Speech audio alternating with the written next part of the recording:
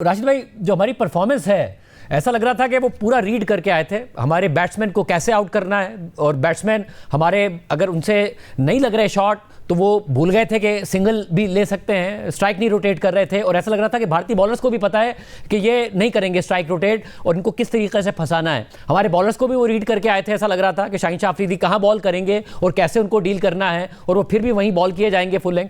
तो क्या हमारी कोई रीड नहीं हमने किया हुआ था, या हमारे लड़के जो हैं उनके बिल्कुल मुकाबले में है ही नहीं कि उनको हरा पाते?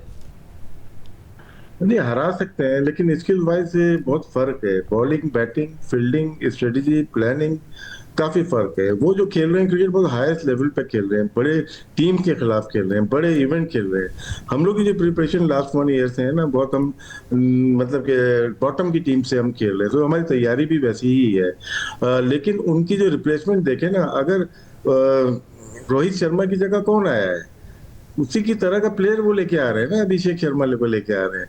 और विराट कोहली की जगह तिलक वर्मा आ रहा है, तो इनका कंपटीशन बहुत हाई है। हमारे में कौन आ रहा है, हमारे पता ही नहीं चल रहा कि कौन आ रहा है कौन जा रहा है लास्ट 1 ईयर में। तो तैयारी होती है, आपको पता होता है आपका बैट्समैन किस नंबर पे। हमने 2 मैच पहले हारिस को नंबर 3 पे कर दिया और फखर को नंबर 4 कर दिया। बिग मैच से 1 मैच पहले हमने ओमान के खिलाफ उसके 50 रन पे उसको इंडिया के खिलाफ भी नंबर 3 पे भेज दिया। ये होती है प्लानिंग, और नाकिस कारकर्दगी इसी वजह से बनती है। प्लेयर्स को आपकी टीम बहुत मजबूत ना हो, लेकिन आपकी मैनेजमेंट, आपका कैप्टन इस तरह का माहौल क्रिएट करता है कि आप जीत सकते हो। लेकिन मेरे ख्याल से कल जो हमारी प्लानिंग थी वो बिल्कुल नाकिस थी, जिसकी वजह से इंडिया ने भरपूर फायदा उठाया और उन्होंने अटैक किया है। शाहीन को, एक बॉलर था हमारे पास, शाहीन को अटैक किया उन्होंने, और आउट किससे हुए? शाहीन मयूब से। यानी कि उनको शाहीन जो बॉलर नहीं है उससे आउट हो सकते हैं, तो अच्छी बॉलिंग तो करके, राज भाई, कल एक बड़ी इंटरेस्टिंग चीज है कि हाईएस्ट स्कोरर हमारा शाहीन शाह अफरीदी है और हाईएस्ट विकेट टेकर शाहीन मयूब है। तो इसका मतलब है वीक लिंक है उनके पास ना। जो बैट्समैन नहीं है वो रन कर रहा है, जो बॉलर नहीं है वो आउट कर रहा है। जो अगर बेहतर तरीके से आप प्लानिंग करोगे, आउट करने की कोशिश करेंगे, तो हम जीत सकते हैं। इसी टीम से हम जीत सकते हैं, लेकिन थोड़ी और मेहनत करनी पड़ेगी। आप बताइएगा अहमद शहजाद, जैसे फ़हीम अशरफ हैं, या तो प्रॉपर बॉलर खिला लें या प्रॉपर बैट्समैन खिला लें, मगर फ़हीम अशरफ टीम में थे। दीगर उनके बारे में आप क्या कहिएगा? क्या हमारी टीम ही ठीक नहीं है, टीम ही ठीक नहीं बनी हुई, या परफॉर्म ठीक नहीं कर रहे हैं, स्ट्रेटजी ठीक नहीं बनाई हुई? नहीं, देखिए, इसमें कोई तो दो राय नहीं है कि कैलिबर का बहुत फर्क है। वो क्रिकेट के ग्राउंड के अंदर उनका कैलिबर बहुत ऊपर नजर आया। उनके पास मौजूद थे बैटिंग के अंदर, जो कंट्रोल बॉलिंग के अंदर उनके पास मौजूद था वो पाकिस्तान के पास नहीं है। उनका कॉम्बिनेशन जो है वो पाकिस्तान से बहुत बेहतर नजर आया। प्लस आप देखिए ना कि वो भी यंगस्टर्स ही हैं, उनके भी सारे सीनियर प्लेयर्स चले गए छोड़ के, लेकिन किस कैलिबर के यंगस्टर्स जो है ना निकल के आ रहे हैं। वेयर आपके जो यंगस्टर्स हैं वो इतने पोटेंशियल वाले हैं नहीं, वर्क प्रोग्रेस है, इनको सपोर्ट करके बनाना पड़ेगा। मसला ये है कि आगे कुआं पीछे खाई वाला हिसाब है पाकिस्तान क्रिकेट टीम का। तो अब आप करें भी तो क्या करें बजाय इनको सपोर्ट करने के। लेकिन अगर आप देखेंगे थ्रू आउट, अगर आपने मैच देखा होगा तो उन्होंने डोमिनेट किया है। उन्होंने उनके जो हमारे सीनियर प्लेयर्स, फॉर एग्जांपल फखर जमान, आप इनकी मुझे ये नहीं समझ आती है कि ये कब स्टैंड लेंगे और कब परफॉर्मेंस करेंगे। 10-10 साल खेलते हुए हो गए हैं, सीनियर प्लेयर हैं, उनको चाहिए कि इस यंग टीम के आगे ढाल बन जाए।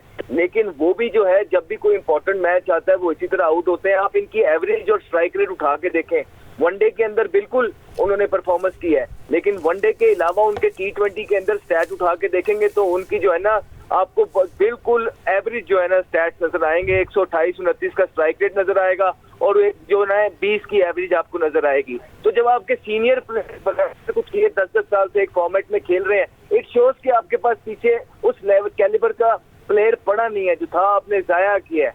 आपके जो डोमेस्टिक के अंदर कोचेस हैं, हम यही बात करते हैं, क्या वो अपना काम प्रॉपर तरीके से करते हैं? क्या ये जो लोग, हम आपको बात करते थे शाजिद भाई कि इन्होंने मेंटोर्स रखे, इन्होंने ये किया, तो अब कहाँ गए?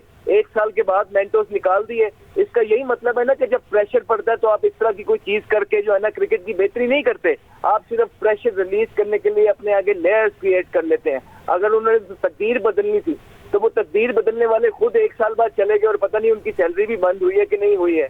तो ये सारे हिसाब किताब जब तक चलते रहेंगे, जब तक यारी दोस्ती का मामला टीम के अंदर तो अब खत्म हो गया है, लेकिन टीसीबी में कैसे होगा? और वो जो हेल्म ऑफ अफेयर में पिछले 8-10 साल क्रिकेट बोर्ड में है, जिनकी जिम्मेदारी थी कैलिबर वाले प्लेयर्स प्रोड्यूस करना, डोमेस्टिक लेवल पे, छोटे लेवल पे, ग्रास रूट लेवल की कंपटीशन को बढ़ाना, वहां पे ही लोगों को ये स्किल लेवल पे काम करना स्टार्ट करना, क्या हमने वो किया है? हम और सिकू भाई आप बताइएगा, 36 ओवर्स कल चले हैं, 20 ओवर्स पाकिस्तान ने खेले, 16 ओवर पाकिस्तान ने तकरीबन 15.5 ओवर्स बॉलिंग की।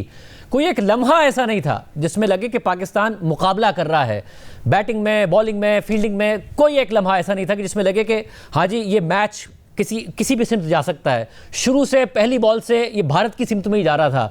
ये मसला है कि लड़कों में ज़ाहिर फर्क है दोनों तरफ, या फिर मसला ये है कि हमारी स्ट्रेटजी ठीक नहीं थी? देखिए, एक तो फर्क बहुत है, स्ट्रेटजी भी बिल्कुल सही नहीं थी। कल मैंने अपने प्रोग्राम में कल से पहले 4 दिन पहले ये बयान अपने प्रोग्राम में बताया था कि जो यूई का प्लेयर था उसने कहा था आपने पहले बैटिंग नहीं करनी पिचेस पे। मैंने उससे खास तौर पे पूछा था कि पिचेस किस तरह बिहेव करती है, तो हमने पहला फैसला तो ये गलत किया कि टॉस जीत के बैटिंग कर ली। दूसरा फैसला हमने ये किया कि हारिस को ऊपर भेज दिया। हारिस की क्लास नहीं है, हारिस को हमने ओमान में भेजा था प्रैक्टिस कराने के लिए, इसको मौका ही नहीं मिला था।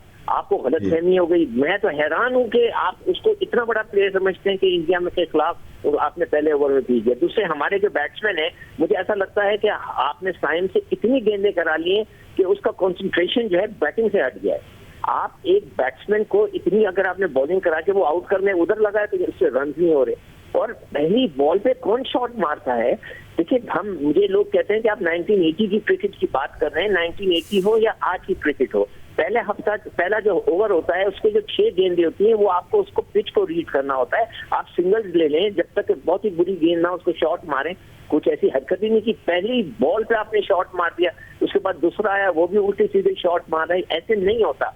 तो हमारी जो स्ट्रेटेजी थी बैटिंग की बिल्कुल खराब थी। बॉलिंग के अंदर आप देख लें, शाहीन अफरीदी गेम स्विंग ही नहीं होता उसका, वो बात ही नहीं रही। आप मुझे बता दीजिए कि पाकिस्तान के पास कोई एक सुपरस्टार है। लोग बाबर और उसकी रिजवान की बात करते हैं, उन्होंने कितने मैच जिताए, वो तो खुद अपने लिए खेलते थे। सारी जो क्रिकेट तबाही है वो बाबर की कप्तानी की वजह से आई है, वो सिर्फ और सिर्फ अपने लिए खेलते थे। अब जो है वो कहते हैं उनको वापस लाओ, वो बेकार है उनका वापस आना। हमें अपनी नई क्रिकेट को बनाना पड़ेगा। आप मुझे ये बताएं कि जी इंडिया की जो टीम है, जो लड़के हैं, आईपीएल के अलावा कहीं खेलने जाते हैं?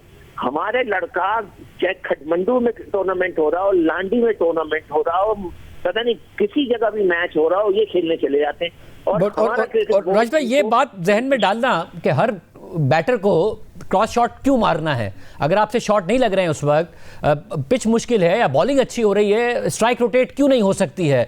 सलमान आगा जब बैटिंग के लिए आए तो उस वक्त साहबजादा फरहान सेट नजर आ रहे थे। सलमान आगा से अगर नई शॉट लग रहे थे वो सिंगल डबल कर लेते, वो इतनी सारी बॉलें भी खेल गए, 3 रन बने और फिर आउट हो गए। ये क्या वजह है?